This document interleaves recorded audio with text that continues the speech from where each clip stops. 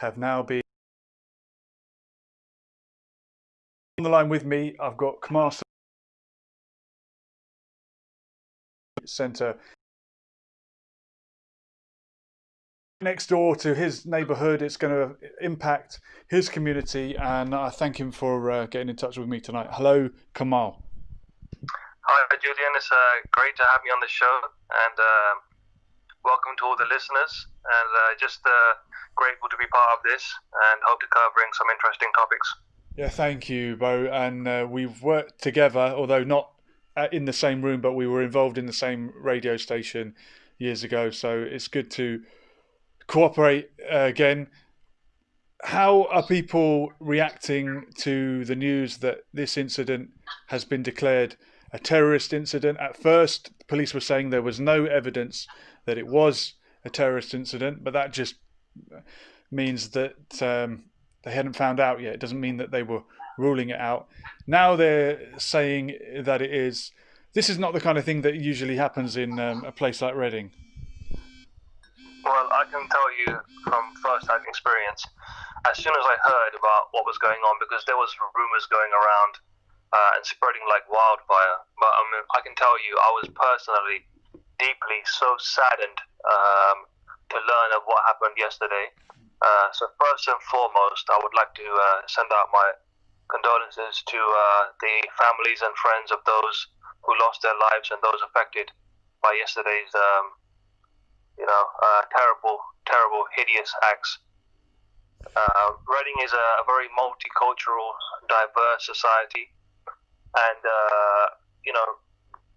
we're not about this is something that's so unheard of in our town, and it was deeply shocking, I have to say. And the people of Reading, they'll rise up again, and I believe that it's a setback, and of course it's devastating because it puts us in the limelight.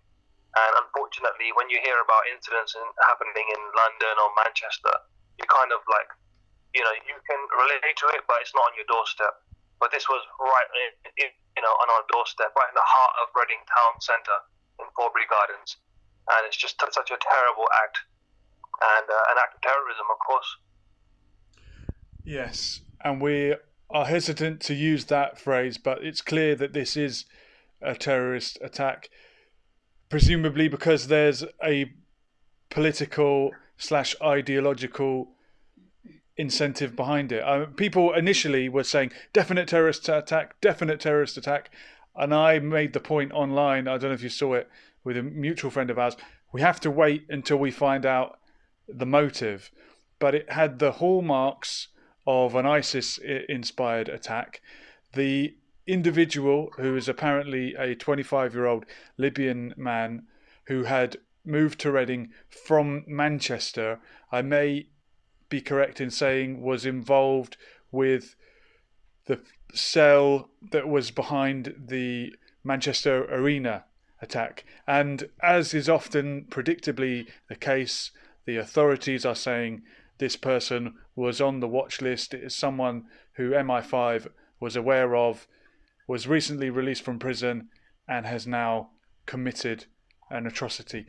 Something has gone seriously wrong there. If a prisoner on the watch list commits 3 murders. Absolutely. There has to be, I'm sure that the authorities will look into the probation service, and basically this man came out of prison recently to our knowledge. So should he have even been on the streets, and was he radicalized while being inside prison? We have these questions need to be asked, and I'm sure that the authorities will be doing their investigations. But there's just so much information coming out right now, and I can tell you, being the chairman of the Pakistani Community Centre, the Pakistani community make up of probably 20,000 people in Reading. So the majority of the Muslim population of Reading are Pakistanis. Okay. So unfortunately, this gentleman is a Libyan national, and his name suggests that he's a Muslim. Mm-hmm. And that is saddening because it goes on, because it's a bad look for all Muslims. You could be black, white, Asian, but if you're a Muslim, it's just so heartbreaking. And what a lot of people don't understand is being a Muslim, it actually makes you irate when these incidences happen. Not just this incident, but all the previous ones, Manchester and the Lee Rigby incident. These things, they really make your blood boil. And sometimes I think that a lot of people don't realize, but we as Muslims, we hate those terrorists more than you sometimes, because they ruin our lives. They make us have to go through prejudice. They make us have to go through racial hate, and we shouldn't be living in those times. We shouldn't have to go through that because of their actions. And they don't speak for my religion. My religion is the religion of peace. And while that word is thrown around on social media, oh, it's the religion of peace again. But people don't realize it truly is the religion of peace. And it does not teach anything like this kind of ideology, this kind of mindset. Anybody who harms an innocent person is scum of the earth. It's just an evil person. It does not matter what creed you come from, what religion you follow. You kill innocent people sitting in a park, enjoying their evening. You take their lives away. You damage their families. Then you are an evil person. And no religion teaches that. I know firsthand that my religion teaches to reach out to other communities, to other people from other faiths, to work together and to live in harmony together. Is it the case, Kamal, that that's what you got out of religion, but the hateful person, the angry person, the evil person, if you want to use that word, they'll get something else, and it's interpreted in different ways, right? It's not about the interpretation. I just think that if you're an evil person, you're going to commit evil acts. That's it. It's not like they take something. It's not like because they're evil, I'm a good person, but we follow the same religion and they take from this. No, it's not that. It's the fact that they're evil. A lot of them, to be honest with you, are suffering from mental health issues as well. See, what I've noticed is that if they are being radicalized, quite often it's in prison. And that the people that they're around and they surround themselves with, they are easy targets because quite often they are suffering from mental health issues. And someone puts an arm around them or whispers sweet nothings into their ear, and suddenly they just awake a monster inside. But that monster was always brewing. He was just sleeping at the time. But it's just a very sad incident, and I hope that it never ever happens in my town or anywhere else around the world. I remember before, I think a few months ago, before Christmas, the New Zealand attack. It's just this terrorism. There's no room for terrorism in this world, in this society. And to be honest with you, this year we got enough going on. We have enough problems. The world has enough problems going on. This is the last thing we need. Yeah, absolutely. I want to pick up on a couple of things you said there, and I appreciate to you it's the religion of peace. People will use that phrase, religion of peace, again, and it's not a coincidence that this attack was perpetrated by someone with a Muslim name. So I know he does not following your religion in the way that you would follow it, but he is a Muslim and he believes that he's doing it for his religion. So there's a pattern here. I'm more interested in the pattern that this is another Libyan who has committed this atrocity and the connection to Manchester. And I don't think we can get away from the fact that fighters in Libya were armed and trained and encouraged to topple a secular, non-religious, pan-Africanist, some kind of socialist, Muammar Gaddafi. And we can't, on the one hand, back and support radical Islamists to go and commit atrocities in another country and then be surprised when it happens on our doorstep. So we have to be mindful of the fact that, yes, this was a so-called radical Muslim, but which type of Muslim? Which branch of Islam? Which sect of Islam? Who does he follow? Who's giving him these influences and the brainwashing, the radicalization that might have happened in prison, as you say? I've got a call on the line, Kamal. We're going to see who's there and maybe have a chat. Hello, caller. Hello, Jay. Hello, welcome. Who's this?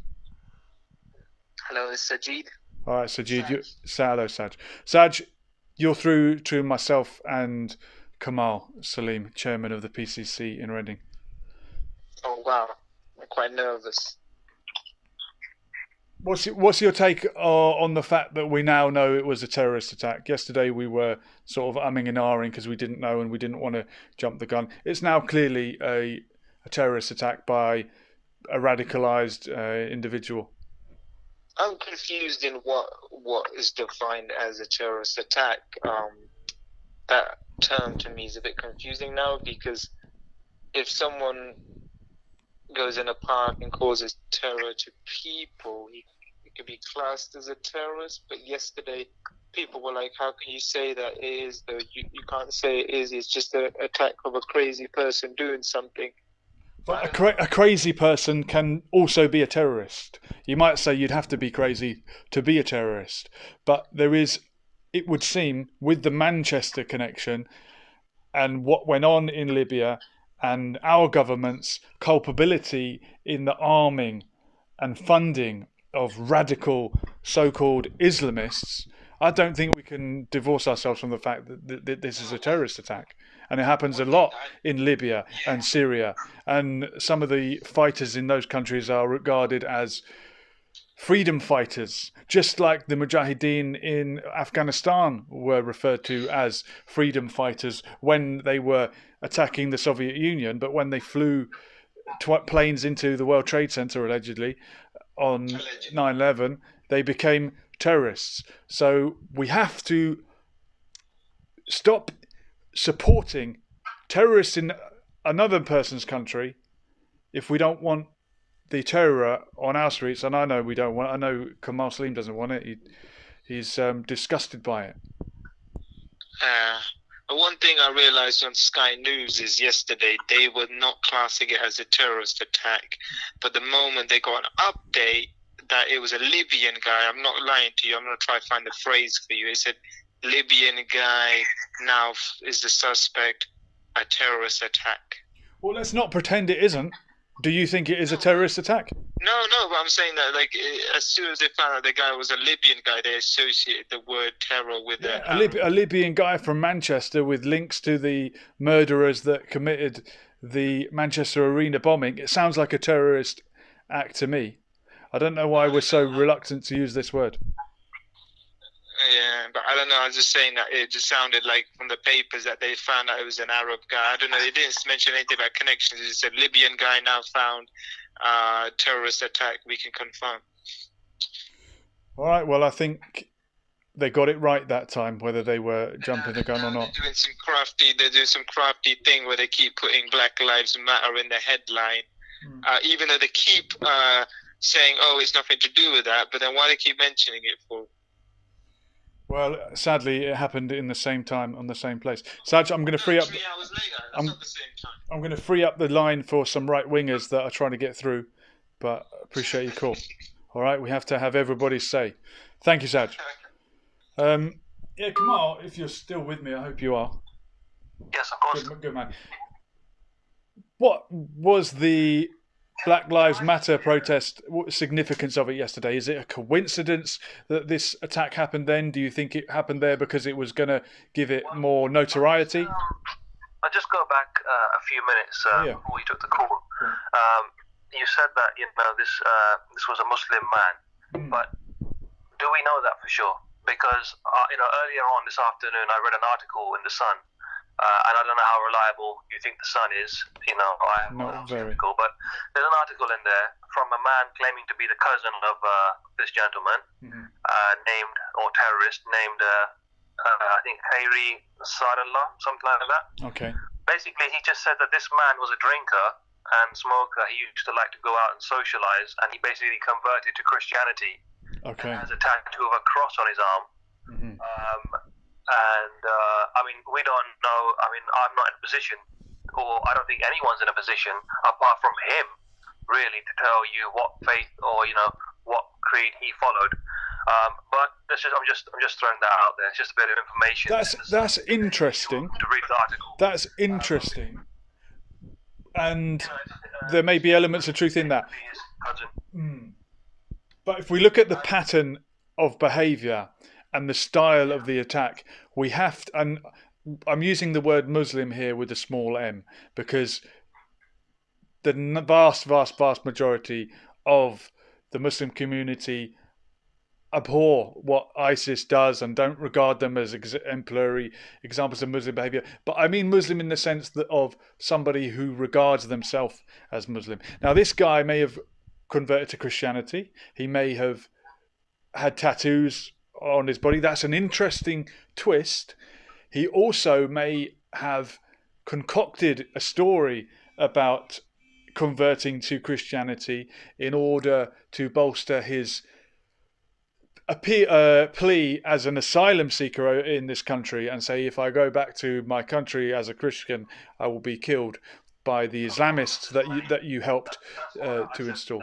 No, yeah, but it's a really good point you make, and I think a lot. I mean, in the same article, I did read on that this man has a history of, he's been in and out of prison, I believe, and from what I could tell when I was reading through, it was an incident where he.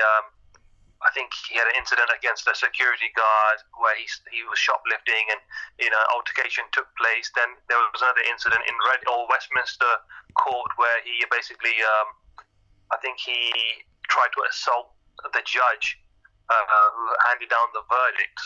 Okay. So it goes to show this man had absolutely no respect for any authority. Mm-hmm.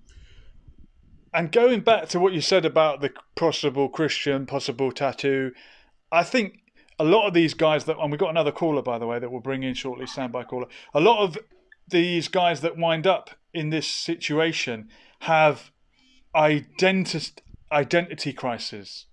And the killer in the Las Vegas shooting, you remember that guy who shot people at a gay nightclub and then pledged his allegiance to ISIS somehow. People came out in the woodwork and said that he may have been a gay man himself. So I think a lot of these people have an identity crisis. If you don't know whether you're Christian or Muslim and you end up going to prison and you're a messed up individual, the likes of ISIS with that mindset might well put an arm around you, say, come with me, son, I'm going to show you how to make a martyr of yourself. And if you're a drinker, if you feel guilty about doing all the things that your religion forbids you, fornicating, all the rest of it, maybe martyrdom is in the warped mindset of the Islamist ISIS mentality, is just going to clean the slate, and I'll be a good person and I can deal with the guilt of what a terrible person I've become.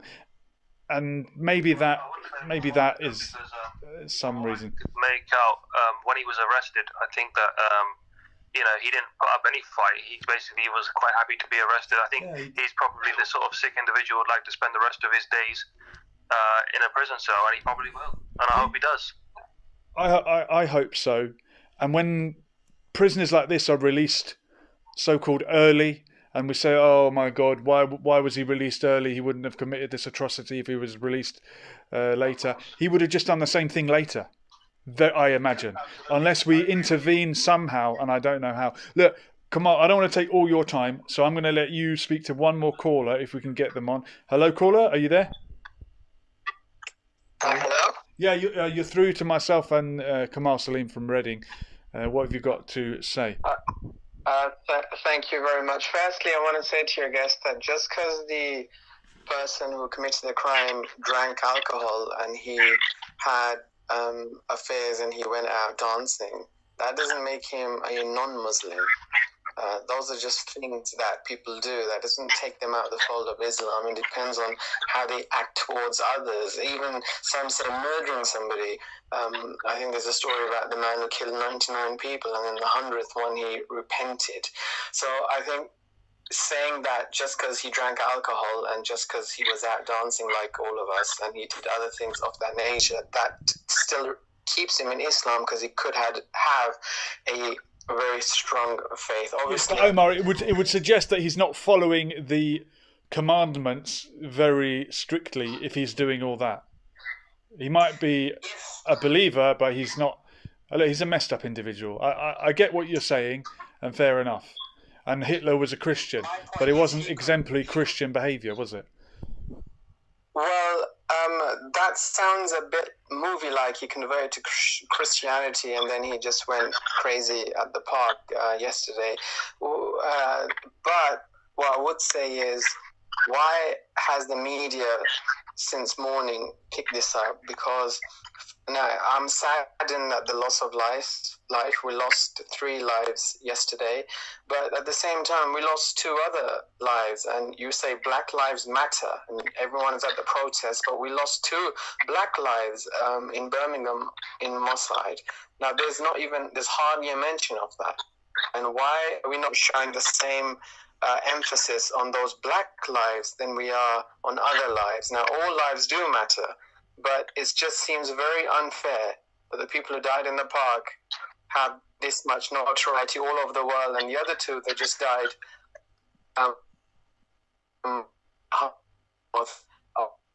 even knows or what they are. All we know is that they died at a lockdown party.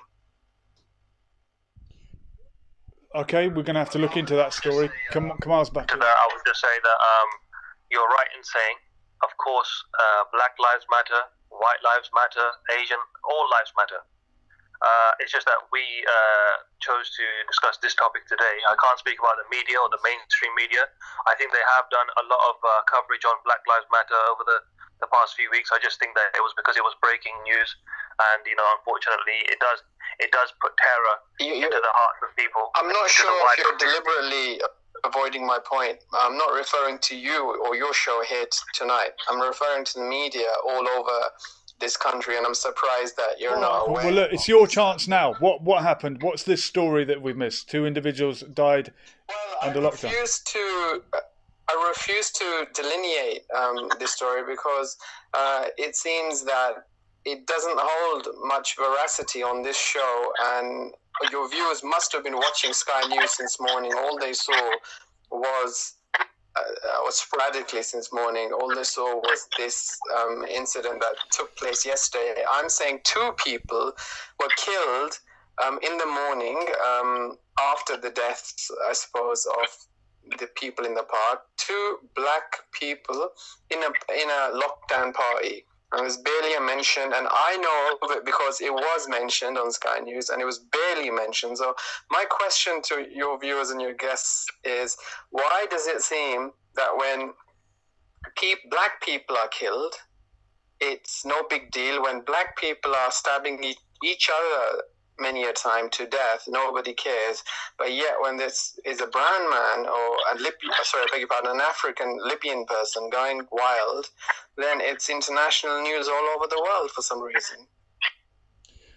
Well, look, caller, you've called a show about that story, and we appreciate you informing us that yes, other people die. Every day people die. There's always going to be another story. The day that George Floyd died, there were several other people killed by police around the world. There's police corruption everywhere, but certain things get highlighted by certain people, and we appreciate you highlighting this. Thank you, caller. Kamal, I think you dealt with those calls quite well, my friend. Thank you. That's the older radio station skills. Yeah, it comes in handy now and then. Well, look, unless you've got anything to add, I'm going to thank you so much for getting in touch on a touchy subject. It's still fresh in the mind. It's still sinking in. I would just like to, take this opportunity to say myself, on behalf of the Pakistani community of Reading, on behalf of the Muslim community of Reading, we wholeheartedly condemn this act of terrorism and condemn all acts of terrorism around the world. Thank you very much for having me on the show. It's a pleasure, and take care and all the best. Thank you, Sam. Absolutely, very welcome, and I hope we do it again. Appreciate it, man. Of course, thank you. Nice one. That's Kamal Saleem from the Pakistani Community Centre in Reading, the chairman, no less. I think he made a lot of very valid points. Other points, different points to be made. In the chat, we had Saj objecting to my use of the word Islamist, and that's because as a Muslim he finds that an offensive term, as if people that practice Islam are guilty of terrorism, but I'm using the word Islamist as an alternative to the word Muslim. An Islamist is a Muslim who adopts a political interpretation of Islam. It's a particular mindset, and it doesn't describe all of the Muslim people who are a very, very broad church, or rather we could say mosque. PK has just joined us and asking what's he missed. Well, we've had a call from Kamal, Saleem, chairman of the Pakistani Community Centre in Reading, giving us his take on terrorism and denouncing it, of course. We've had Triple T, I think it might have been, I'm not sure who we were speaking to, saying that other people were killed in Manchester today. Yes, they were. Look, there's always going to be whataboutery. There's always going to be what about this, what about that. All lives matter. Today, I just wanted to address the terrible terrorist atrocity in Reading. I went live yesterday, possibly regrettably, because we had very little information and we were just speculating. As more information comes in, we will of course know more and be able to tell you more. But I think it's very, very relevant, the connection of this gentleman. He's not a gentleman, he's a terrorist. I use that term loosely. And Manchester and Libya and what went on in Libya and what went on in Manchester at the Manchester Arena attack. It is not a coincidence. And the people saying, oh, what a surprise, it's the religion of peace. You've spotted one pattern. Now go deeper and connect the dots.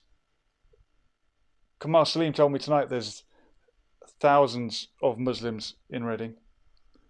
The community is in the tens of thousands. Majority Pakistani.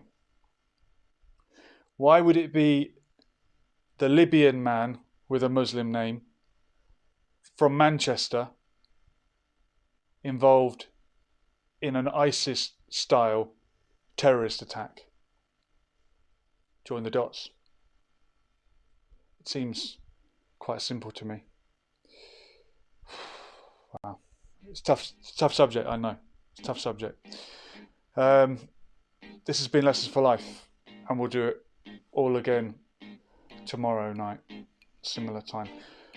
My deepest condolences to the families of the 3 lost in the terrorist attack yesterday. I believe one of the victims was a history teacher, a much loved history teacher. This has been Lessons for Life, and we'll do it all again soon. We were here, and we're gone. Latest. A